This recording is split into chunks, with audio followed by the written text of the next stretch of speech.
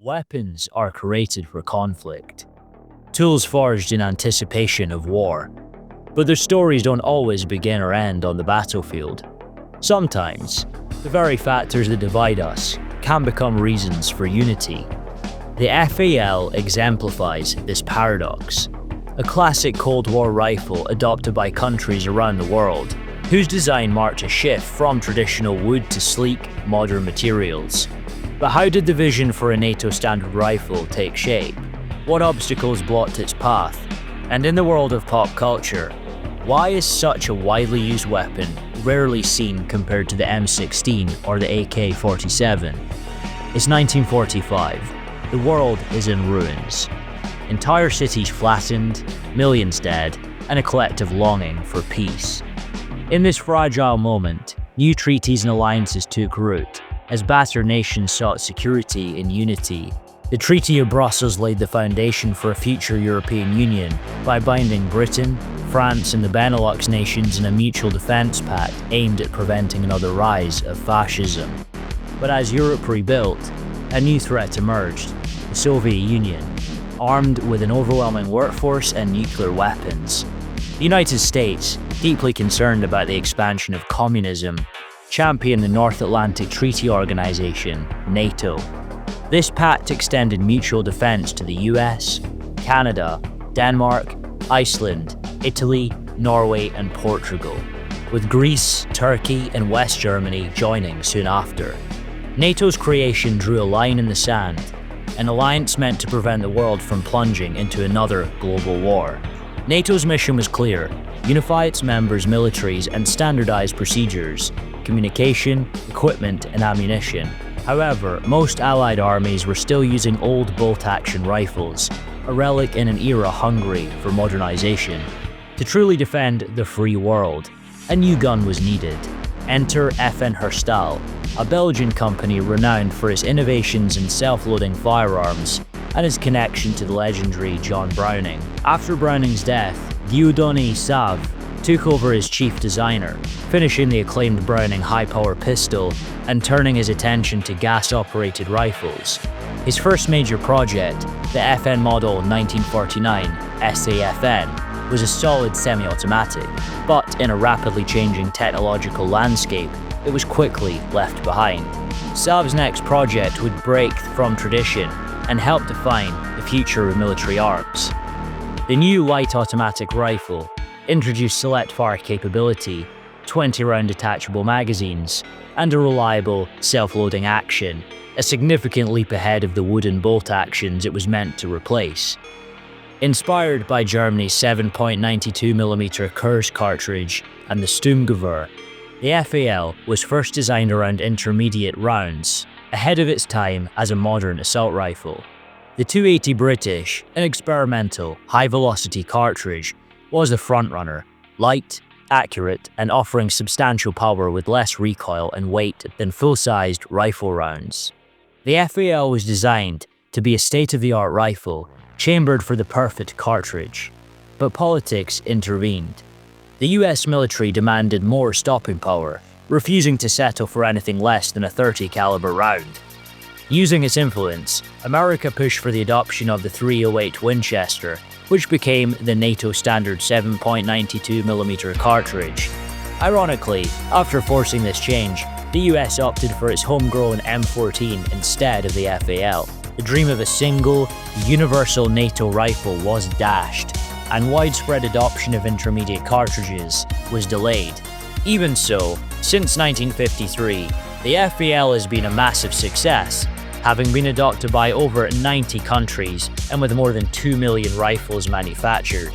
Its extensive service earned it a reputation as NATO's answer to the AKM, and it was given the nickname the right arm of the free world.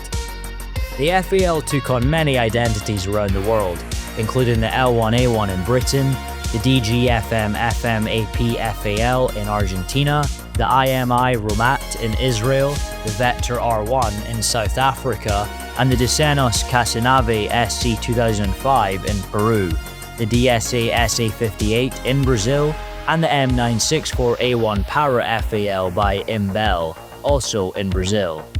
Its reach wasn't limited to official armies. Terrorists, rebels, gangsters, and drug cartels also wielded it. Like the Uzi and the AK-47, the FAL became a weapon for anyone with the means and the will to use it. Despite being one of the most manufactured firearms in history, the FAL is curiously absent from much of popular media. While icons like the M16 and AK-47 are ever present, the FAL is often sidelined, a relic of the Cold War, overshadowed by more famous predecessors and the narratives of modern conflict. Its real-world engagements mainly were limited to skirmishes, and its understated design, with a simple carrying handle and modern lines, rarely caught the spotlight. Yet, for those who know, the FAL's silhouette is unforgettable. In recent years, movies and first-person shooters like Call of Duty and Battlefield have revived its image, portraying it as a rugged, reliable, and precise weapon. This subtle resurgence has introduced new generations to its legacy, even if its role in history is often underappreciated. Through the late 1980s and into the 1990s, nations across the globe began retiring the FAL, offloading their stockpiles en masse to American importers as military surplus. The rifles entered the United States as fully automatic weapons. Once on American soil, they were demilitarized, upper receivers destroyed, to remove their automatic classification, as required under the Gun Control Act of 1968. That legislation bars the importation of foreign-made, fully automatic rifles manufactured before the Act came into force. Semi-automatic variants of the same firearm remained legal to import until the semi-automatic assault rifle ban of 1989 closed that door entirely. Thousands of the resulting parts kits were sold to hobbyists at modest prices, typically between $90 and $250. Buyers rebuilt them into fully legal, functional semi-automatic rifles by fitting new semi-automatic upper receivers, giving the FAL an unexpected civilian afterlife. New semi-automatic FAL rifles remain commercially available today through DSA Arms. Previously, Enterprise Arms and Century International Arms also produced kit-built rifles, though both have since ceased. The Century Arms version was a semi-automatic L1A1 assembled with an Imbel upper receiver and surplus British Enfield inch pattern components, while DSA Arms worked from Steyr-style metric pattern FAL designs. That distinction matters. Parts from the two manufacturers are not fully interchangeable. The FAL sits at the crossroads of eras, neither a storied war hero nor a tactical icon of today. Built purely for service, it comes from a time before rails and modular accessories, when personalizing your rifle meant a new paint job for camouflage. It's the solid, utilitarian machine. Iron sights, no frills, just function. Although it never fired its originally intended cartridge. The FAL still packs a punch with 30 caliber rounds. However, such power comes with drawbacks, including heavy recoil, especially when compared to contemporary rifles. While its select fire capability was advanced for its day, the FAL's light frame made full auto fire with a full power cartridge nearly impossible to control. 700 rounds per minute was a theoretical limit, not a practical feature. Most soldiers used it in semi-automatic mode, favoring accuracy and conservation. As military doctrine shifted toward a focus on volume of fire and maneuver, the FAL's role was eclipsed, but its reputation for reliability endured. By the end of the 20th century, the superiority of intermediate cartridges was clear. The FAL, once cutting edge, was now seen as too long, too heavy, and too cumbersome compared to the new generation of assault rifles.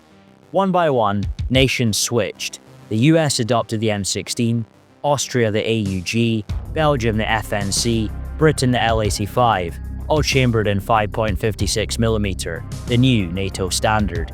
Yet the FAL refused to disappear. Like the AKM, it remains so common that it still surfaces in conflicts, far from the world's headlines.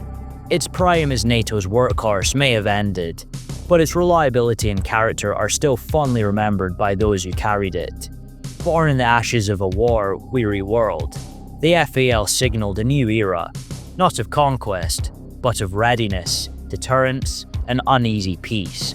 It may have never become a legend, but it endures as a steadfast companion, a quiet icon of freedom, and a testament to the hope that weapons might someday serve as instruments of peace.